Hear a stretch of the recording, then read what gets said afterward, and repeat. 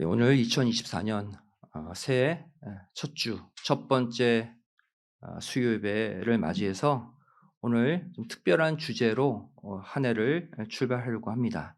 오늘 말씀의 제목은요. 성령 강림의 특징.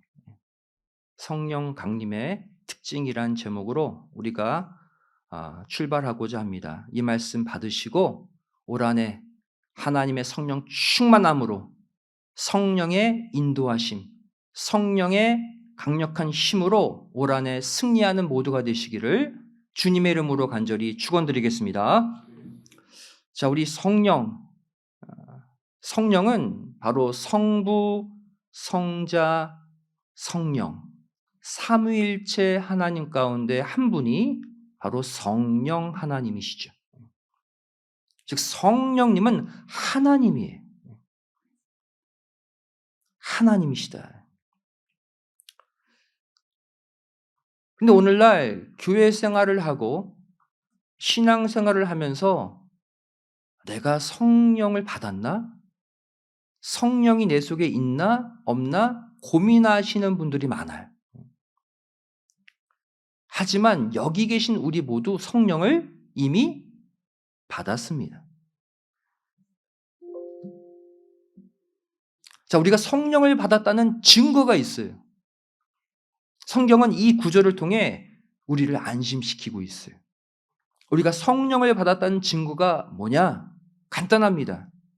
2000년 전 유대 땅에 한 목수의 아들로 태어나서 십자가에 달려 처참히 죽은 그 한 사람이 현재 나의 죄를 위해 죽으셨고 나에게 영원한 생명을 주신 구원자다 라는 것이 믿어지면 바로 성령을 받은 거예요.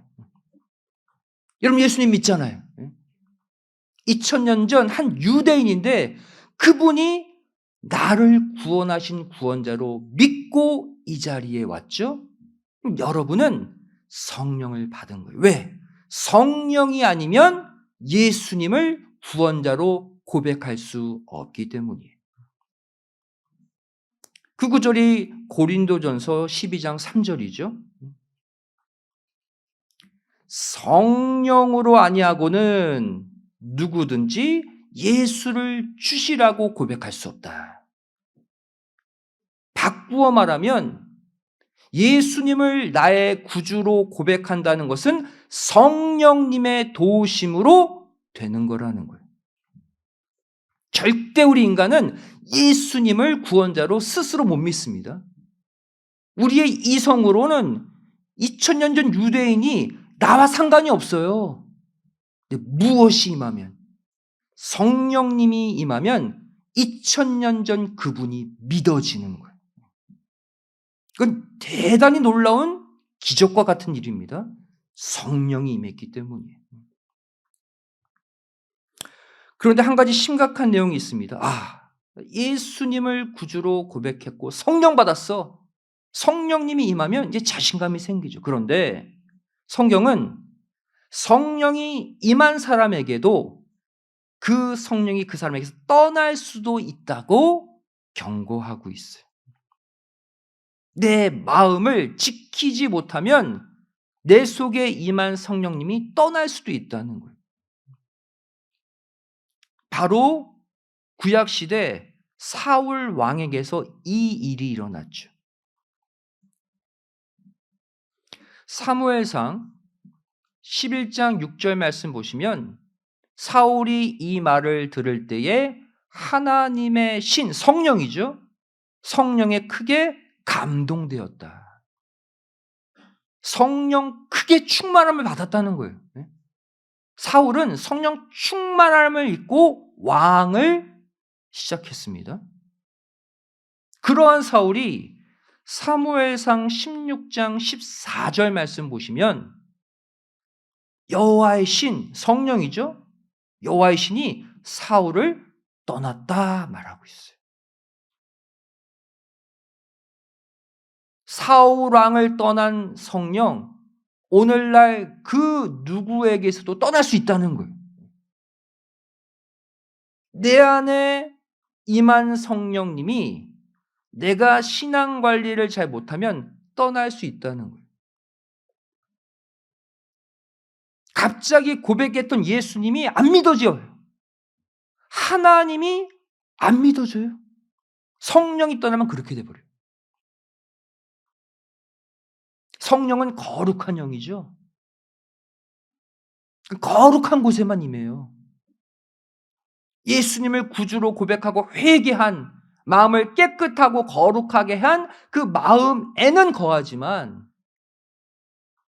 또 하나님 멀리하고 세상에 나가 죄짓고 욕심과 쾌락을 즐기는 더러운 마음이 되어버리면 그 더러운 곳을 거룩한 영은 떠날 수밖에 없다는 거예요. 결국 우리 속에는 반드시 한 영이 있게 되어 있습니다. 여호와의 신 성령이 거하거나 성령이 떠나면 악신이 거하거나 둘 중 하나는 반드시 내 속을 지배해요. 그 말씀이 고린도전서 2장 12절에 기록되어 있죠. 우리가 세상의 영을 받지 아니하고 오직 하나님께로 온 영을 받았다. 둘 중 하나라는 거예요. 세상의 영을 받거나 하나님으로부터 오는 영을 받거나 절대 우리 마음은 비워져 있지 않고 두 영 가운데 한 영으로 채워지게 되어 있습니다. 그러니까 반드시 성령이 내 속에서 떠나지 않게 하셔야 돼요. 성령이 떠나는 순간 악한 영에게 정복당하는 삶을 살 수밖에 없기 때문이에요. 그렇다면 어떻게 해야 나에게 한번 임한 이 성령님을 떠나보내지 않고 내 속에 계속 붙잡아 둘 수 있는가?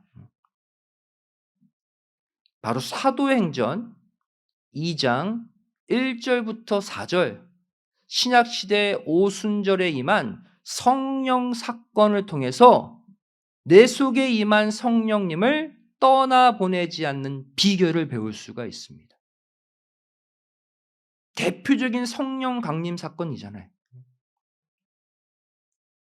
내 속의 성령을 떠나보내지 않게 하는 첫 번째 방법, 성령이 우리의 귀에 역사해야 합니다. 귀에 역사하는 성령이 되어야 돼요. 사도행전 2장 2절 말씀 보시면 마가 요한의 다락방에 성령이 임하는 장면을 기록하고 있죠. 호련히 하늘로부터 급하고 강한 바람 같은 뭐가 있다고 그랬어요? 소리, noise. 성령이 임하는데 소리가 났대요. 그죠?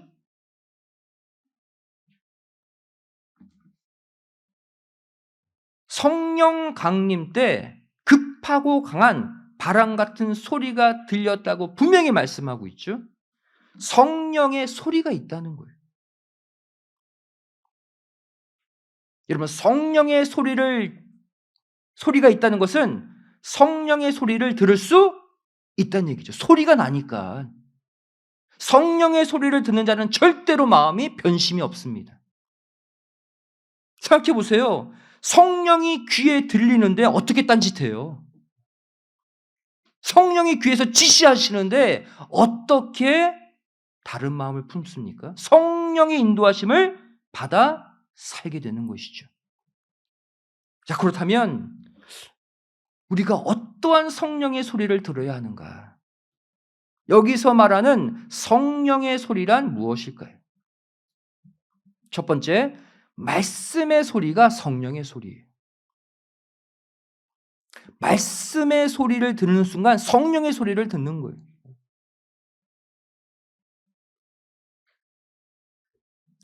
계시록 2장 7절이 말씀해 주고 있죠.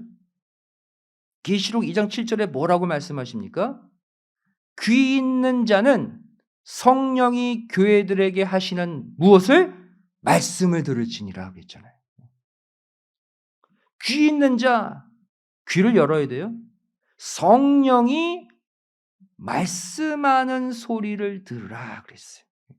성령의 소리를 들으라는 얘기죠.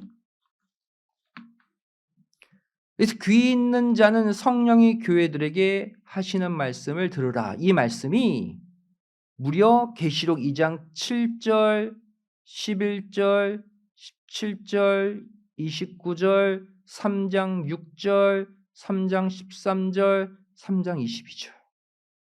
같은 표현이 무려 7번이나 나옵니다. 이 말씀은 누구에게 하신 말씀이냐면 소아시아 7교회에게 반복적으로 표현된 표현이에요. 소아시아 7교회에 주신 내용은 다 다른데 공통적인 표현은 바로 뭐예요? 귀 있는 자는 성령이 교회들에게 하시는 말씀을 들으라. 이들 모두 성령이 소리를 내고 있다는 거예요. 소아시아 7교회 7수는 완전수잖아요. 퍼펙트 넘버. 그죠? 바로 오늘날 말세 모든 교회를 상징하는 거예요. 다시 말해 오늘날 이 땅에 있는 수많은 교회, 수많은 성도들이 공통적으로 들어야 할 성령의 소리는 바로 성령이 교회들에게 하시는 말씀의 소리라는 것을 알 수가 있어요. 여러분, 지금 제가 강단에서 또 이 앞에서 말씀을 선포하고 있지만 바로 성령님이 말씀을 선포하고 있는 거예요. 제 속에 있는 성령님이 저의 입술을 통해 말씀을 선포하고 있는 거예요, 지금. 그러니까 2024년 이 새해부터는 말씀이 선포되는 자리 매주 주일, 수요일, 또 토요일 강단에서 선포되는 모든 말씀들이 인간의 말, 목회자의 말이 아니라 성령님이 각자에게 하시는 말씀이라 믿고 경청하심으로써 각자의 귀에 강력한 성령의 역사가 일어나시기를 주님의 이름으로 간절히 축원드리겠습니다. 성령이 우리 귀에 역사해야 돼요. 그러면 절대로 성령이 내 안에서 떠나지 않아요. 두 번째, 성령의 소리란 무엇을 뜻합니까? 복음 전파의 소리를 뜻합니다. 이 또한 성령의 소리예요. 사도행전 2장 4절 말씀 보시면 120문도가 다 성령의 충만함을 받았죠. 그리고 성령이 말하게 하심을 따라 다른 방언으로 말하기 시작했다 그랬어요. 지금 이 말씀 보시면 성령이 지시하심에 따라서 방언으로 복음을 선포했죠. 성령의 지시하심을 받아 말하는 복음 전파의 소리도 성령의 소리죠. 성령이 지시하시는 대로 선포했으니까. 그래서 고린도전서 12장 8절 말씀 보시면 어떤 이에게는 성령으로 말미암아 지혜의 말씀을, 또 어떤 이에게는 같은 성령을 따라 지식의 말씀을 그랬죠. 말씀이 나오는데 계속 뭐가 딸려 나와요? 성령으로 말미암은 말씀이다. 성령을 따라 나온 말씀이다 그랬죠.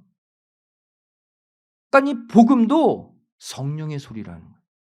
성령으로부터 나오는 소리예요. 말씀이. 이렇게 성령을 따라 말씀을 전할 때 어떠한 역사가 일어납니까? 그냥 말씀만 받는 게 아니에요. 말씀을 받는 순간 성령님이 각 사람의 마음을 지배하게 되어 있는 거예요. 이 원리를 아셔야 돼요. 그럼 말씀 따로 성령 따로가 아니에요. 말씀도 성령의 소리, 성령으로부터 나오고, 따라서 말씀을 아멘으로 받을 때 성령님이 함께 임하는 거예요. 그러니까 말씀을 끊임없이 받으면 성령이 떠날 수가 없는 거예요. 사도행전 10장 44절 말씀 보시면 고넬료 가정이 베드로를 초청해서 말씀 받잖아요. 말씀을 듣는 가운데 성령님이 그들을 지배했다 그랬어요. 여러분, 앞으로 교회에 나와서 말씀 받을 때 성령님이 임한다라고 믿음으로 받으시기 바랍니다. 그러면 말씀을 들을 때 성령의 감동이 와요. 성령의 감동으로 말씀 받으셔야 돼요. 그때 성령님이 역사하시는 말씀의 은혜가 임할 때 그때 내 문제가 해결되고 그때 내 몸에 병이 낫고 그때 내 믿음이 폭발적으로 점핑 올라간다는 것을 꼭 믿으시기 바랍니다. 말씀은 성령의 감동으로 받아야 올바로 받는 거예요. 결국 우리는 오늘날 이 두 가지 성령의 소리를 모두 듣고 발해야 합니다.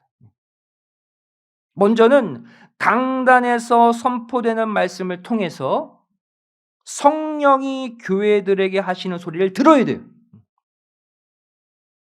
그 다음 더 나아가서 저와 여러분도 성령이 말하게 하심을 따라 말함으로써 더 많은 사람들에게 성령의 소리를 들려줄 수 있어야 한다는 거예요. 결국 우리는 뭡니까? 중간 전달자예요. 성령의 소리를 듣고 나를 통해 성령의 소리를 들려주는 성령의 사람들이 다 되시기를 주님의 이름으로 축원드리겠습니다. 두 번째로 성령이 우리를 떠나지 않으려면 어떻게 되는가? 성령이 우리의 눈에 역사해야 합니다.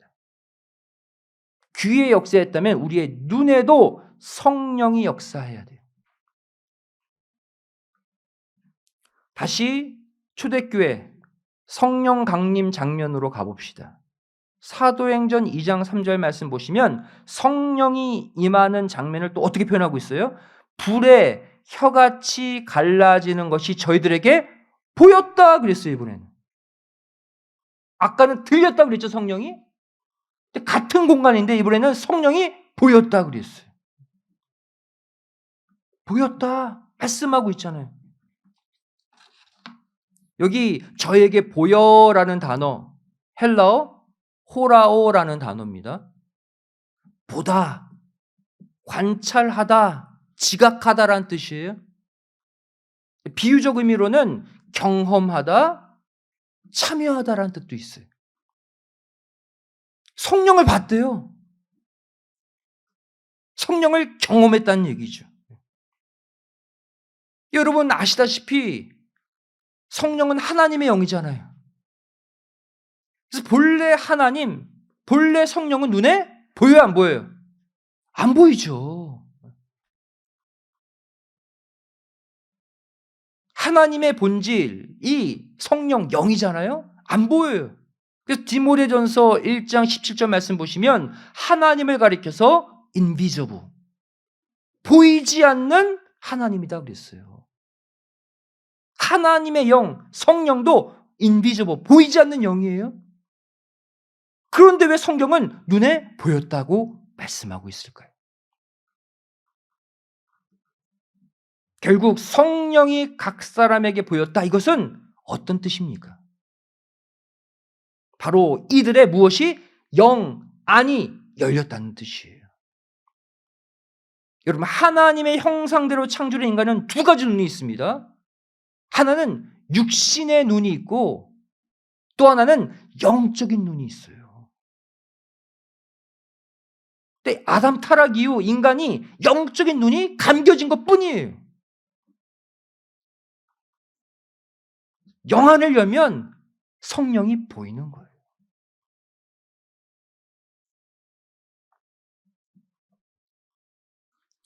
성경을 보시면 영안이 열린 사건이 많이 기록되어 있습니다. 먼저 모세 보세요. 모세도 영안을 열고 하나님을 대면하여 보았다고 성경이 말씀하고 있어요. 하나님 눈에 안 보이는데 모세는 봤대요. 또 다른 눈이 열렸기 때문이죠. 민수기 12장 8절 말씀 보시면 하나님이 말씀하죠. 내가 모세와는 대면하여 명백히 말한다. 또 모세는 여호와의 형성을 보는 자다라고 했어요. 보는 자다. 육신의 눈으로 안 보이죠? 영안을 열어서 본다는 거예요.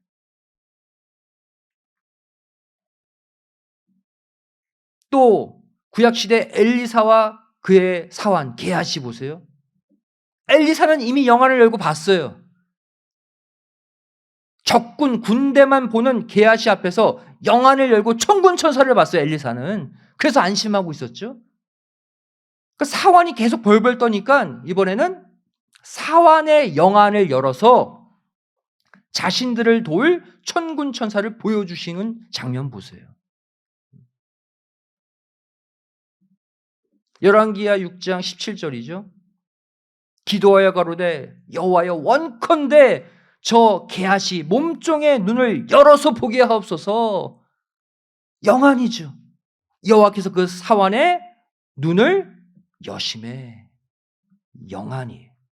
그 사환이 봤다 그랬죠. 불말과 불병과가 산에 가득한 것을 봤다. 여러분, 이 땅을 살아갈 때 육의 눈만 뜨고 살면 늘 답답하고요. 늘 두렵고 늘 낙심입니다. 여러분, 성도는요, 영안을 열고 사는 존재예요. 영안을 뜨고 2024년을 출발하는 모두가 되시기를 주님의 이름으로 축원드리겠습니다. 성령님이 그 일을 하는 거예요. 성령이 강력하게 임하면 영안이 열려요. 성령을 영안으로 보게 되어 있는 거예요. 그리고 그 자신감으로 이 땅을 살아가는 거예요.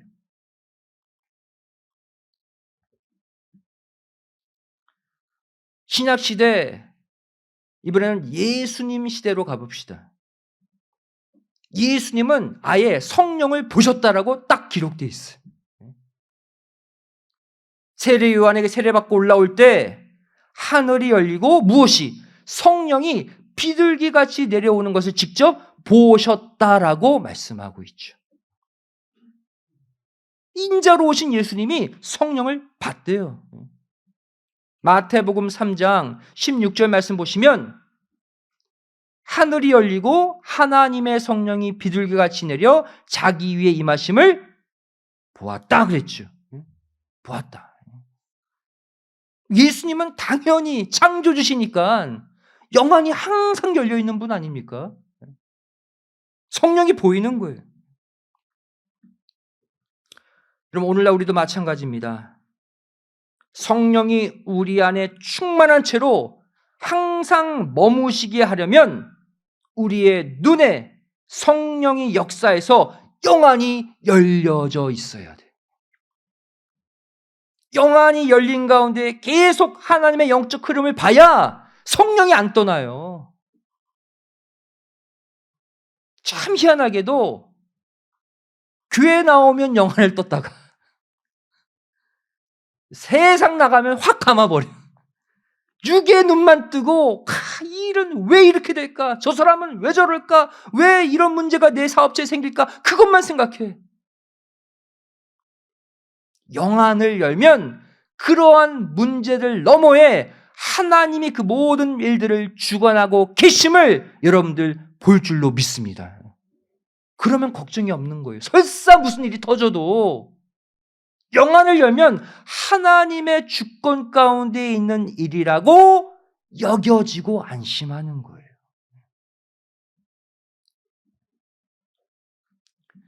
시편 기자도 고백했죠. 시편 119편 18절에 내 눈을 열어서 영안이죠. 영적인 눈을 열어주셔서 주의 법에 기이한 것을 보게 하소서. 결국 말씀. 주의 법이 말씀 아닙니까? 여러분, 성경도 육신의 눈으로 보지만 영안을 함께 열고 보아야 할 줄로 믿습니다. 시편 119편 18절의 고백을 하고 성경 보세요. 단순한 이스라엘 역사가 아니에요. 영안을 열고 주의 법, 말씀을 보게 하소서 기도하고 성경 볼 때 성경 속에 있는 성령의 역사, 보이지 않는 하나님의 역사, 바로 모든 그 천상의 역사를 영안으로 똑똑히 바라볼 줄로 믿습니다. 그래야 이 땅을 살아갈 수 있는 신령한 힘을 거기서 얻게 되는 거예요. 이렇게 영안을 열고 우리가 성경 말씀을 보게 되면 사도 요한의 체험을 할 수가 있어요. 어떤 체험? 보이지 않는 태초의 말씀, 영의 세계가 눈으로 본 바요, 손으로 만진 바가 된다니까요. 그냥 육의 눈으로 보면 안 돼요. 영의 눈을 열고 보면 성경 속에서 그 세계를 본 바 만진 바가 돼요. 바로 요한일서 1장 1절의 고백이 나의 고백이 되는 거예요. 태초부터 있는 생명의 말씀, 사도 요한이 어떻게 봅니까? 그냥 성경책이 아니라 태초의 말씀이에요. 당연히 못 보죠. 영안을 열고 보니까 요한이 눈으로 봤대요. 심지어 손으로 만졌대요. 우리도 영안을 열고 성경을 볼 때 그 세계가 눈으로 보이고 손으로 만진 바 되는 확실한 체험이 일어나시기를 주님의 이름으로 축원드리겠습니다. 그렇게 2024년 출발하자고요.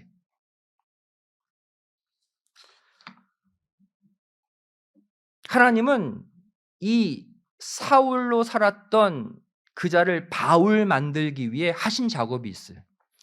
그럼 바울이 과거 사울의 이름으로 살 때 기독교인들을 박해했잖아요. 핍박했잖아요. 감옥에 가두고. 그때는 육의 눈을 뜨고 심통 벌벌해서 사람 잡으러 다녔어요. 그러한 그 사울의 영안을 열기 위해 하나님이 하신 작업이 무엇입니까? 육의 눈을 감기셨어요. 육신의 눈을 장님 만드셨다고요. 사도행전 9장 3절 말씀 보시면 사울이 기독교인들, 예수 믿는 자들을 잡으러 가다가 하늘로서 빛을 보게 되죠. 그리고 사도행전 9장 8절 말씀 보시면 눈을 떴는데 이 눈은 육신의 눈이죠. 아무것도 보지 못했다 그랬어요.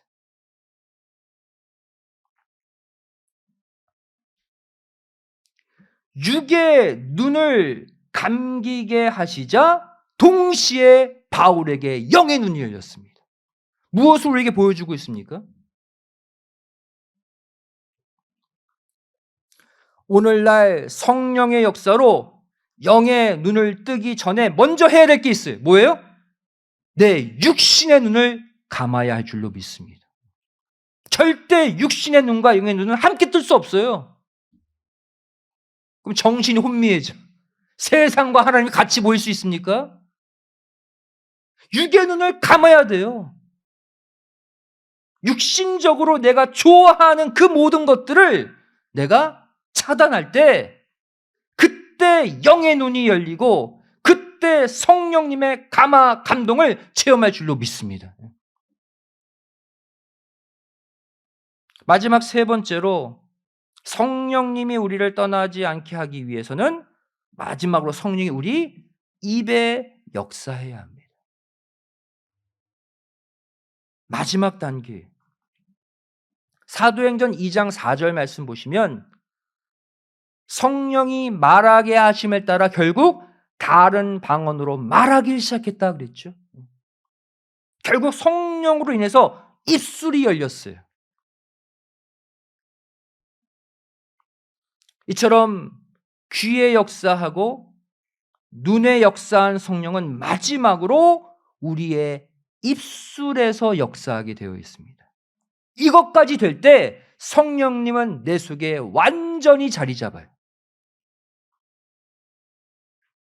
연결되어 있습니다. 귀로 듣고 눈으로 본 것을 입술로 전하지 않으면 안 되게끔 성령님이 그 마음을 자극하기 때문이에요. 성령님을 귀로 듣고 눈으로 제대로 본 사람은 입술이 터질 수밖에 없다는 거예요. 사도행전 4장 19절 20절이 바로 그 사건을 기록하고 있죠. 성령 강림을 체험한 이후에 베드로와 요한의 고백 보세요. 귀가 터지고 눈이 터지고 입술이 함께 터졌어요. 저를 함께 읽겠습니다. 사도행전 4장 19절 20절 시작. 베드로와 요한이 대답하여 가로되 하나님 앞에서 너희 말 듣는 것이 하나님 말씀 듣는 것보다 옳은가 판단하라. 우리는 보고 들은 것을 말하지 아니할 수 없다 그랬어요. 이들은 이미 뭘 봤어요? 아까 성령 강림 때 있었잖아요. 성령님 봤어요. 영안을 열고 성령의 소리 들었어요. 이제 내가 말하지 않을 수 없다. 성령이 제대로 임한 자의 세 가지 현상이에요. 우리도 마찬가지입니다. 강력한 성령의 임재 가운데 우리의 귀에 역사한 성령, 우리의 눈에 역사한 성령을 우리도 입술로 고백하고 선포하는 삶을 살아야 할 줄로 믿습니다. 그것까지 될 때 성령님은 절대 안 떠나는 거예요. 눈으로 보고 귀로 들었는데 전하지 않는다? 성령님이 원하지 않아요. 요한계시록 10장 10절 11절이 말씀하고 있죠.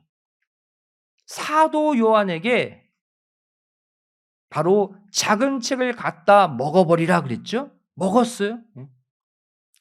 작은 책 성경 말씀을 갖다 먹었다. 보고 들었다는 얘기죠.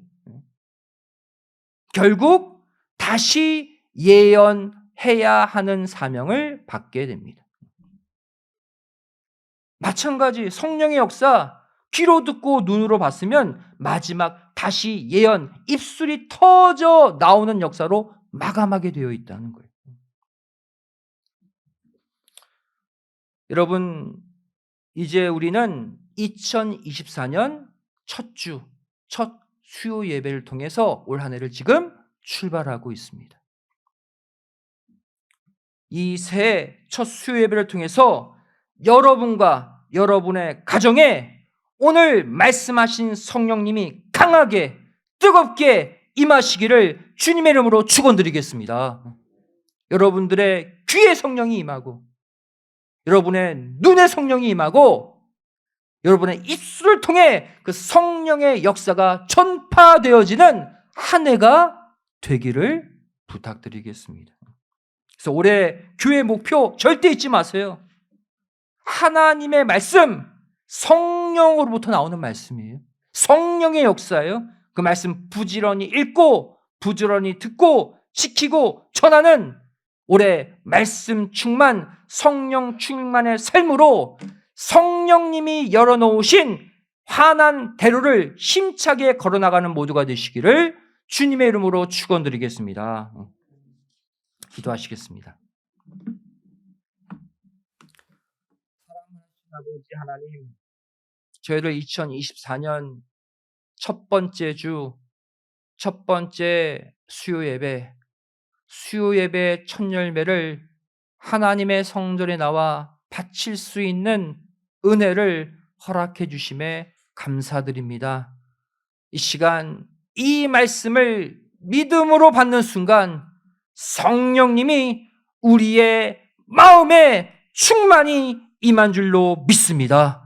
이제 성령의 소리를 날마다 듣고 영안을 열고 성령의 역사를 날마다 목격하고 내 입술을 열어 성령의 역사를 전파하는 올 한 해가 될 수 있도록 우리를 성령의 사람 만들어 주시옵소서.